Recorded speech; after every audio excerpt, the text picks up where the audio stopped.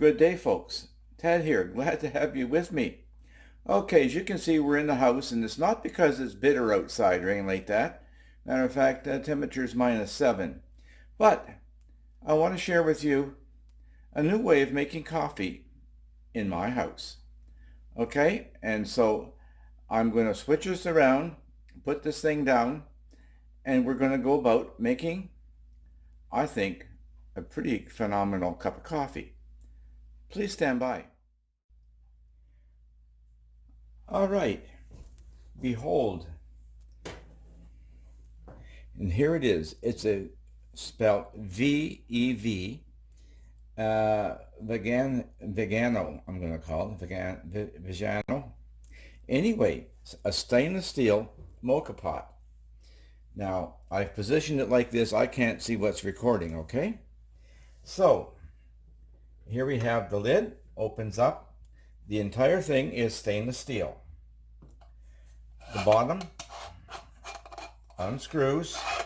If you're used to seeing the many-sided, I guess it's octagon or whatever, anyway, aluminum ones from Italy. This is also from Italy. This is it. Now, inside, and I'm going to move so I can see what you can see. Okay, well, you see the button. That's not a button, it's the stem. Comes up, and it's got two holes on opposing sides, okay?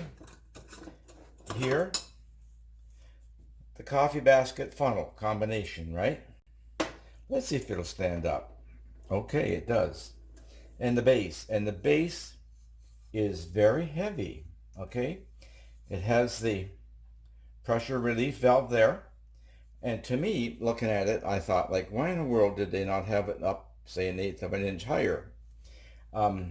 Probably would make a big difference in because of the depth of the basket. I'm not sure on that one.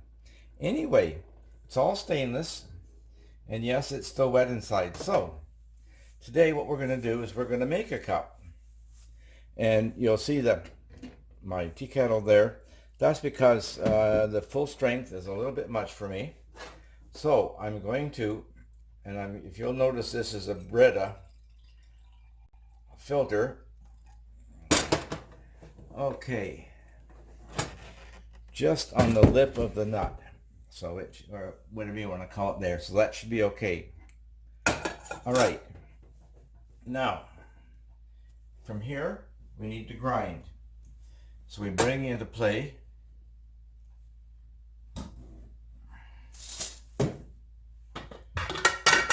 look at that. Okay, it stops moving. Tear the scale. Now, my experimentation, I found 20 grams fits in not too bad.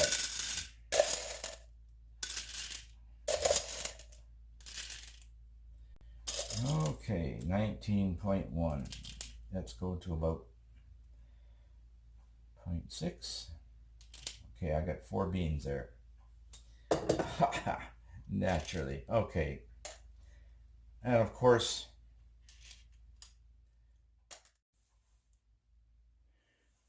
okay, now I did not give it permission to shut off, but it did. Okay, so I have ground 20 grams of coffee beans, and we'll have to see what we lost on that. Okay, I just use a teaspoon, regular kitchen teaspoon.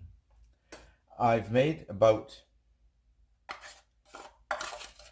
I'm going to say 5 pots since purchasing a short time ago. And yeah, I got this idea watching YouTube videos. You know, you pick up all kinds of good information, don't you? Okay, and then, yeah, I know, I'm beating the thing to death.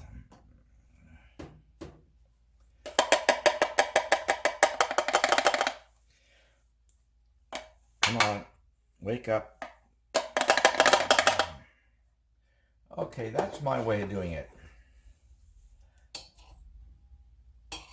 And I figure my finger bulging down is not quite the same. So, we clean it off. I'm going to turn this small burner on here. Some people on YouTube videos say to heat the water in the base first, the tank first. Others say do not. Some proclaim to be experts. Most do not. Okay, so it's on snug and clear. Okay. Now, I happen to like to put it so that the blowout valve is right there. It's pointing out that way. Okay. Let's get it there.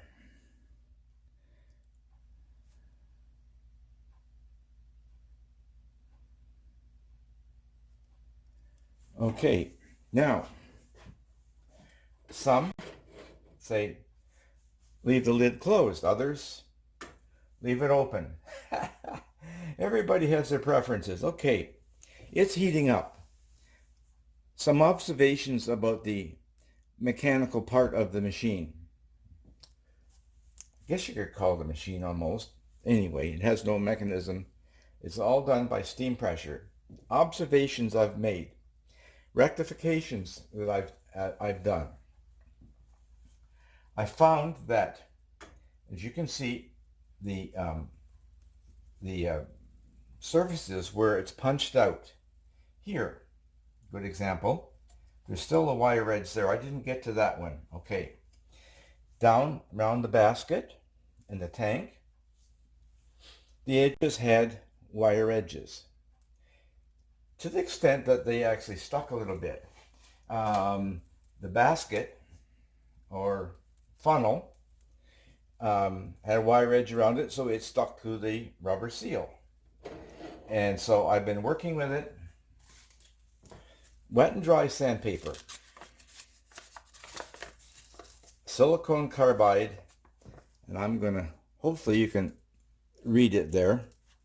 It's 600 grit, okay? 600B, ultra fine. Okay, I used it with water, and I still do have some more to get rid of as far as the burrs around the top part here. Now, they're not, so they scratch me this way, but there is a burr there. Under this lighting, I can see it. Before, I could not. Now, I have it on the burner, so the handle's sticking out over the edge of the burner. Okay, that's just my way of doing it. I'm getting some sound there now. What I found, the base is very heavy, thick. The bottom rim part. The aluminum ones are all quite thick aluminum. The thermal mass there is quite a bit. One thing that I did notice and mentioned on YouTubers was that they found that it was not necessarily the best to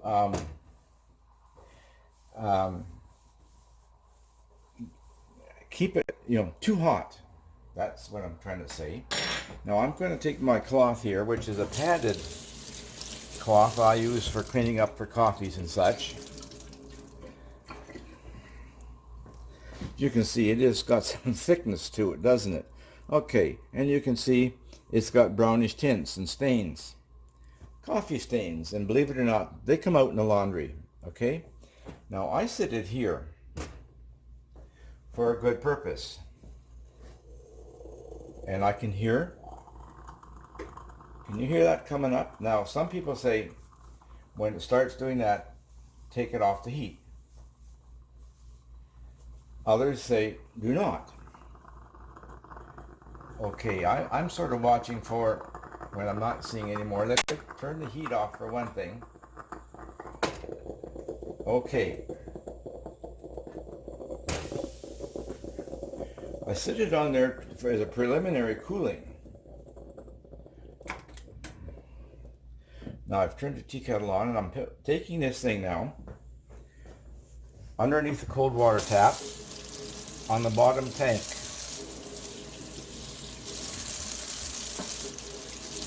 Okay, just enough to cool the tank down, reduce the pressure. There will be still a little bit of water in the bottom, And it cooling like that will actually suck moisture out of the grounds as well. What do we got here? Let's see if I can bring you in for a very clear image. Okay, we can see the coffee inside. It's not full. You know, you think about that thing, and with that top being that tall, you'd expect it would fill up to near the top of the stem, but it did not. I guess if you were to cheat and put a fillet past the safety valve, you're of course being hazardous there. Now I don't have. I'm going to use this instead. Matter of fact.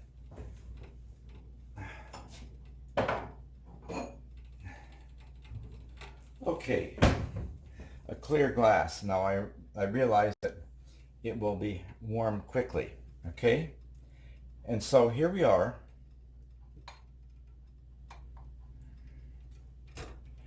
I want to cool it off a little bit.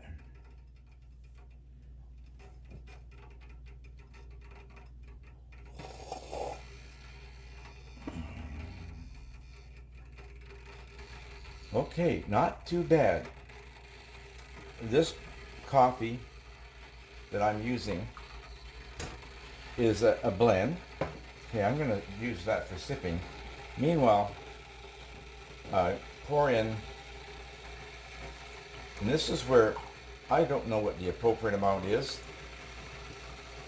So I'm going to assume about a half there. Okay? So if I put it in about a half, that should be good for me. Now the problem I have is, of course, I don't have any proper espresso cups or glasses or any of those devices, so I'm just bringing the temperature up in the tea kettle. I have a thermometer stuck in it for when I'm making water for pour-overs. That's at 140 degrees. So, as has been said, you can turn it into an Americano. And we'll take you away so it's quiet. All right.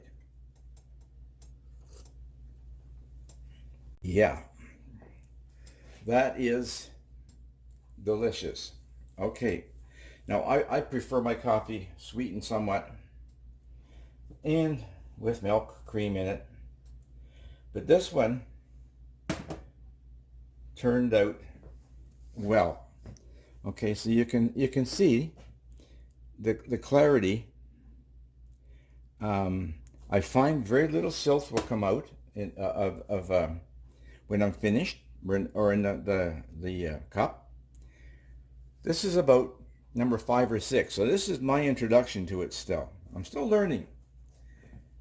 I do like the fact that it's stainless because the hazards of using aluminum cookware that we often hear. I like the style of it. And it's not glass. I would take my French press south or wherever I'm going camping, and like I sometimes go south for a month or so vacation in the wintertime. Sometimes I don't. On vacation in motels, the French press, fantastic. It's fine. That way you don't need to lug along as many things. But this, for me, is great.